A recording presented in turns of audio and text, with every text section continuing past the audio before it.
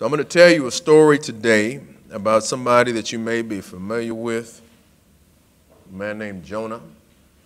God told him to go do something. He didn't do it, so God had to get him. Many of us have been in that situation at least once. Some of us end up in that situation for most of our lives. The blessed thing is to know that the deeper you go in God, when he puts you in a holding pattern that seems like death or discomfort, extreme discomfort, it is merely for you to get the lesson so that you can go on to the next step. Okay? Now, Jonah was a prophet of God.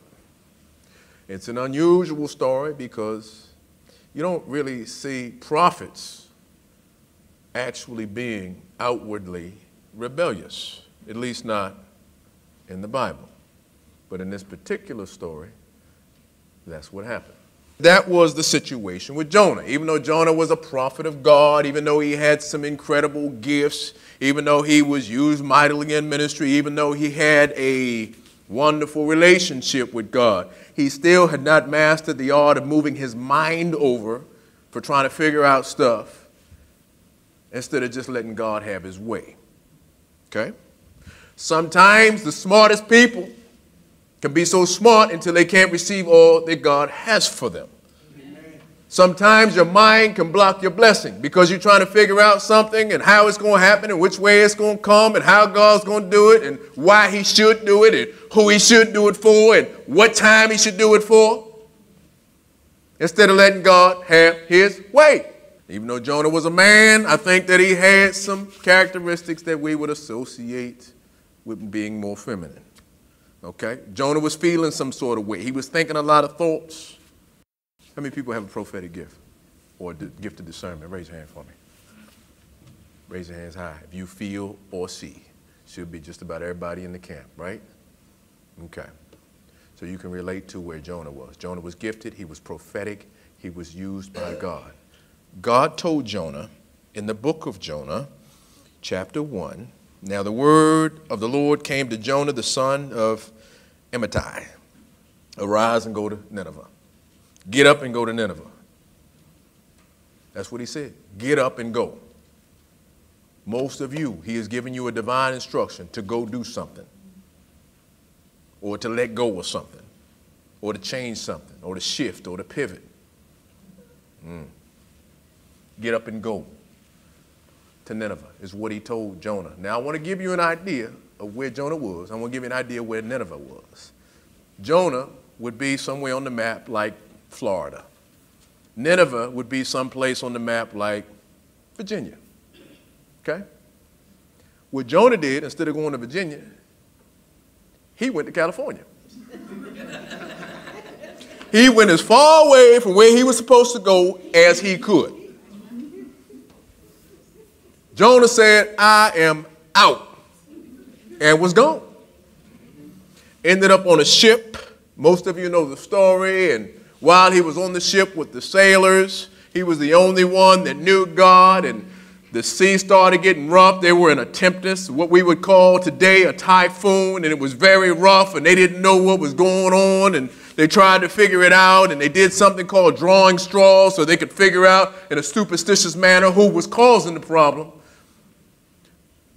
They found Jonah asleep before they drew straws. He was in the bottom of the ship sleeping, and the captain said, you need to get up and stop sleeping and call on your God. We know you know God. Maybe your God can help us in this storm. And when they found out that it was Jonah that was the one that was causing the turmoil, Jonah told them that they should throw him overboard. They didn't want to do it because they didn't want to be out of line with God. They tried to row the boat to get it out of the way, and it made it even worse. Then they finally said, well, you know what? Maybe we need to get rid of him. And they threw him overboard. And when they threw him overboard, the storm stopped. They realized that what they had done was the right thing. They realized that Jonah's God was God. and they reverenced God. Some of them got what we would call today, some of them got saved. When they threw him overboard, God had a whale there to catch Jonah. The whale swallowed him, and Jonah went into the belly of the whale. The belly of a whale. Imagine getting swallowed by a whale, a large fish. You're in the belly of the fish. You already thought you were going to die being thrown overboard, but then you get swallowed by a whale. He stayed in the belly of the whale for 3 days. 3 days. And while he was in the belly of the whale, while he was in that holding pattern, while he was in that place that the Bible would call Sheol, or another name for death, is when he was broken to the place of humility, to where he had no choice but to cry out for God. Amen. God will allow you a choice. He'll tell you what to do, then he'll let you run all the way the other way. And then he's going to put you in a position where you have no choice but to cry out to him to get out of the situation. And he cried out to God, he begged, he pleaded, he humbled himself. I'm sure he made some promises, because I've been in situations myself where God, please, God, if you just help me right now. God, please, if you spare my life, I'll change it around. Please, God, if you give me one more chance, I'll get it right.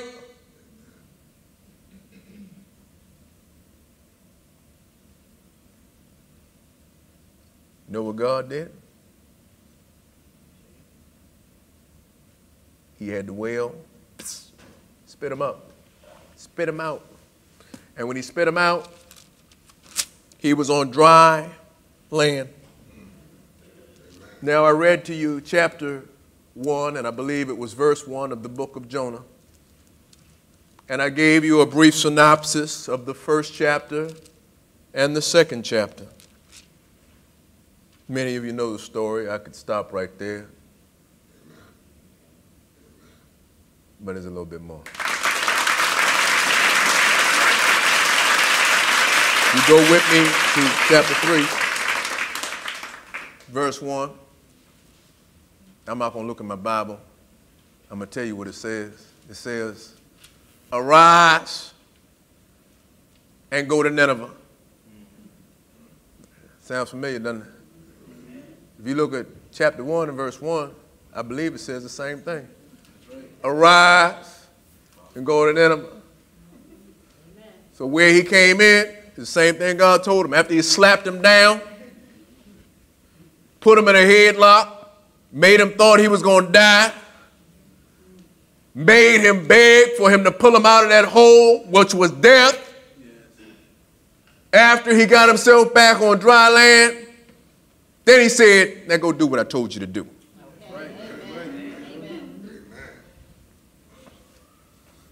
I don't know, Elder Bonham. I'm from probably the last generation where they believe in knocking you out if you don't do what you're supposed to do. Okay, amen. My father wasn't really the one that did most of the discipline, unless it was around his brothers or cousins or something, unless it was something to do with, being, fathers want their sons to be tough. Unless it was something to do with that outside, inside the house, he wasn't the one. My mother. My mother. Okay, and she wasn't one that would hold it for a long time. Like, if you could stay away from her for a while, she wasn't going to be mad a couple hours later. But if you happened to be around when the volcano was erupting, whoo, my God. You're going to do whatever she needs to do to make sure that she's standing over you. And when you're looking up, then she's going to say, now go do what I told you to do. God said, now, arise and go to Nineveh. The one thing that I've learned about God is he's going to have his way. The children of Israel took 40 years to do a journey that should have took them 40 days. Okay? In other words, God's got all the time in eternity for you to get it right. He's not going to move off of who he is. So when you're wrestling with God, you're really wrestling with your own blessing. You're really stuck in the same place. You understand what I'm saying? Now, for me, at this stage of the game, if I got to do it, I want to get all I can get. If I want to do it, I want to get 100%. If I'm going to get up and make it happen, I want it to happen as good as it can happen for me. So, God, what do I need to do to move me out of the way so that I can get all that I need to get from you?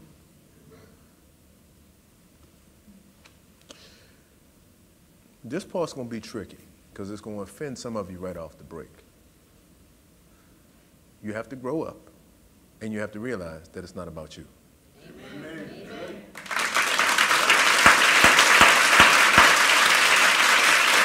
You see, Jonah didn't want to go to Nineveh.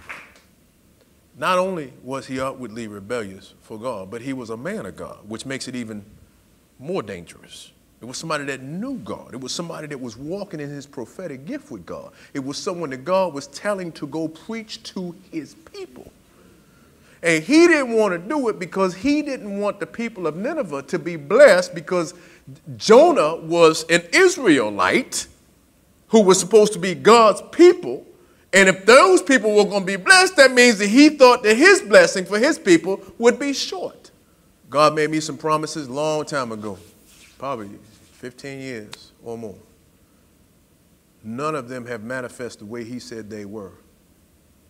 Well, that's not true. A couple of them did. But some of the stuff I've been waiting on has not manifested yet the way he said it was. But it's here. Amen.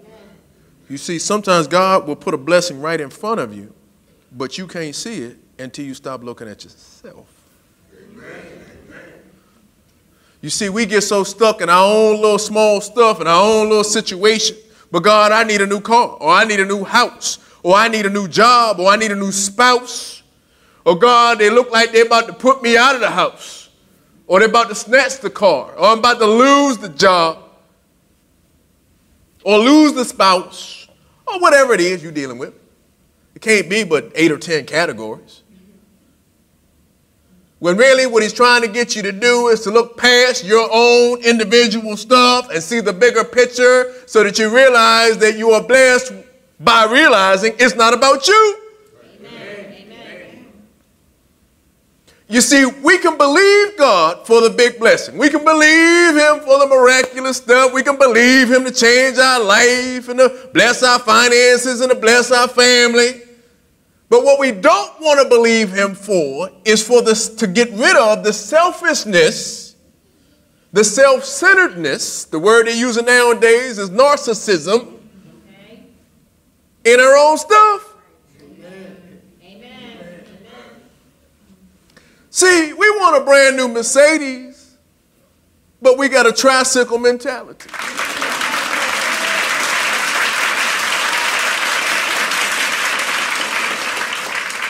How can he bless you with something that you can't handle until you're ready to handle it? If you ask him to elevate your thinking so you can receive. See, I ask him every day, God, bless me with understanding. Bless me with some wisdom. Because I know if he can get my mind right, he can put whatever in my hand that I need. You see, he already said that he can provide everything you need and probably most of what you want. He said he's your healer, he's your provider, he's your comforter. He said that you are co-creators. So even if everything you want and need isn't in those 3 categories, you have the power to speak something into existence that you want, if you can imagine it. Amen. Well, how could you be missing something if you're in tune with the one that makes everything? Amen. Unless you're looking at your little teeny stuff with your little teeny mind.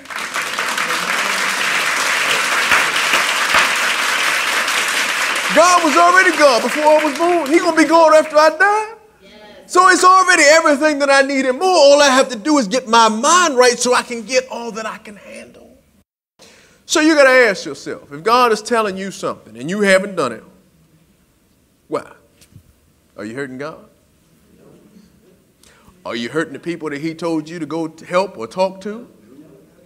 No, he'll move you over and use somebody else. All you're doing is holding up your own stuff. He told Jonah, then get up and go do what I told you to do. Get up and go to Nineveh. So Jonah went up, got up, he went to Nineveh, he preached to the people, he prophesied to the people. He said, if y'all don't get it right, that God says he's going to destroy you in 40 days. Now, I believe it was a second part to that message that Jonah left off. I believe that God told him to say that, but he also told him to say, unless you repent and cry out to God. But Jonah left that part off. I believe he left that part off because he was halfway hating on the people of Nineveh because they weren't his people. Amen. Amen. Amen. He preached to them. And the people of Nineveh, they got together, they fasted, they prayed, they even got the livestock to fast. They were serious. They were starving the animals because they wanted God to move. They wanted him to move. And they prayed, they fasted, they cried out, and you know what God did? After they repented, he said, you know what? I'm not going to destroy them. I forgive them. God saw in verse 10 of chapter 3, he saw their works, that they had turned from their evil way, and God relented from the disaster that he had said he would bring upon them, and he did not do it. Now, I would think that Jonah would be happy because it's the same thing God did for him. He was in the belly of the whale. And he repented, and God saved him. I would think that Jonah would be happy that God did it for the people of Nineveh, especially because he sent Jonah to preach to them. But you know what? He was not. Chapter 4, verse 1 said, but it displeased Jonah exceedingly, and he became angry. So he prayed to the Lord, and he said, Lord, is this not what I said when I was still in the country? And he went on to say that that was the reason why he didn't want to go to Nineveh, because he knew that God was going to be soft on him and he was going to forgive him, and he was feeling some sort of way. And, you know, God, why are you soft with these people?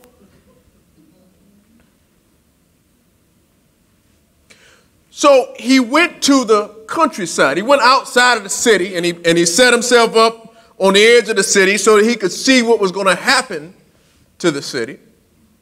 But the sun was very hot where he was. He had a shelter, but God blessed him to have a plant, like a tree, grow up overnight, in fact. That was miraculous. And the plant ended up providing shade for Jonah, shelter, so that he wouldn't be burnt up by the sun. Some of this is metaphoric, like he's providing miraculous shelter for some of us, a miraculous provision, taking care of you, comforting you, and you know it's him. Why you hating on somebody else? Worried about why somebody else got the blessing before you did. Or they got more of the blessing. You ever see kids, 2 kids or 3 kids, everybody want a popsicle. 3 popsicles. Popsicles are the same.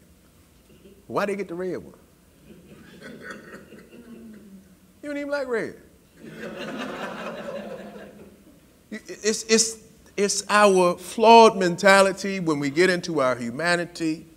A spirit of jealousy will block us from receiving our blessings. Amen. Amen. Amen. So next time you feeling some sort of way, next time you got an attitude about something, next time you got an attitude with someone, you need to realize you're only blocking yourself. Right. Amen. Amen. The plant grew up, and it sheltered Jonah from the hot sun. he was in a place of miracle comfort, miraculous comfort. Most of you are in that place right now. Okay? Amen. Amen. You're living better than what your numbers say that you should. Right. I would imagine everybody in here is like that. You know why? Because we're blessed. Amen.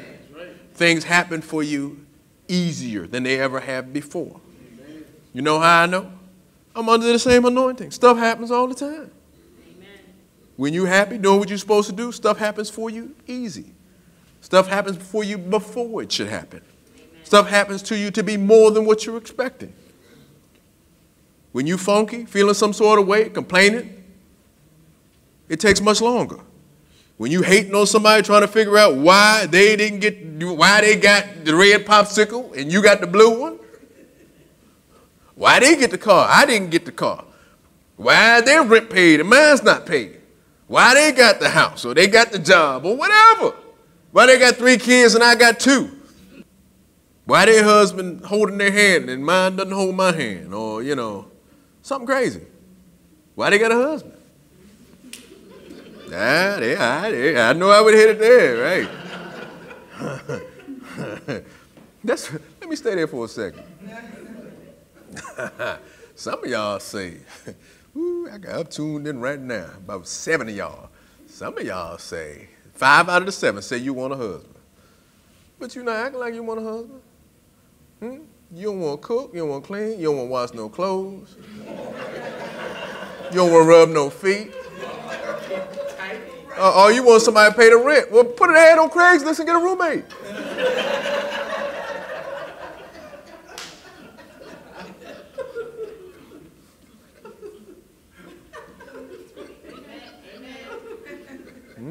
Some of y'all don't know where the kitchen is.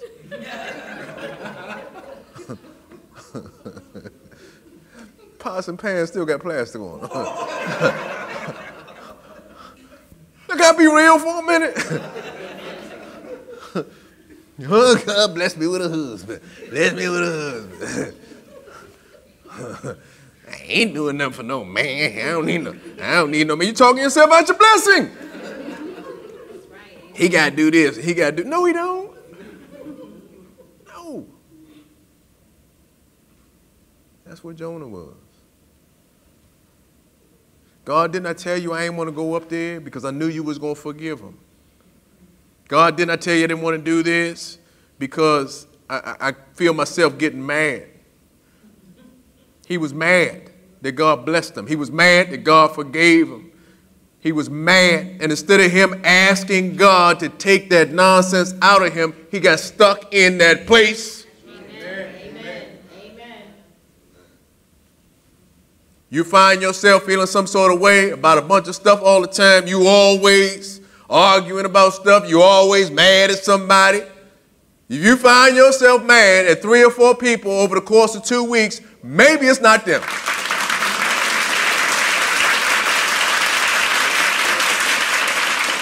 Ask them to take that nonsense out of you, if for nothing else, so you can get what you're supposed to get. Amen. Amen. Make sense? People tell me all the time they want to go deeper. They're just talking to one person. I could name 5 or 6, so don't let the enemy mess with your mind. Okay? Now, usually when they tell me they want to go deeper, it's after they done checked out for 10 days or 2 weeks. They went this way, and now they want to come back this way. Then they want to beat my head against the wall about why. Why they not deep enough? Why they feeling some sort of way? And most of the time when you're feeling some sort of lack, when you're not getting what you think you should get at this level, if you can hear my voice on this morning, it's because God, instead of you looking out at Susan Q or JoJo or whoever, or you looking at the situation, the car, the house, the dog, the job, the kids, he's trying to get you to look inside. And the moment you realize that the problem is in you and you ask him to fix it, he will. Now, anytime you ask God to do something, the enemy's going to allow going to be allowed to test it. So he's going to come right back that same way the enemy is to test you. So if your problem was you catch an attitude about nonsense all the time, and you know if you ain't right, ask him to take it away. The enemy's going to try to hit you with an okie-doke. You may or may not pass the first test or the second or the third. But if you stumble, don't trip. Don't get stuck there. There's a song I haven't heard in a long time, but it used to say, a saint is just a sinner who fell down and got up. So if you know the problem is in you, ask him to remove the problem in you. If you stumble while you're getting fixed, getting perfected, get your butt up. That's right. Amen. And go to Nineveh.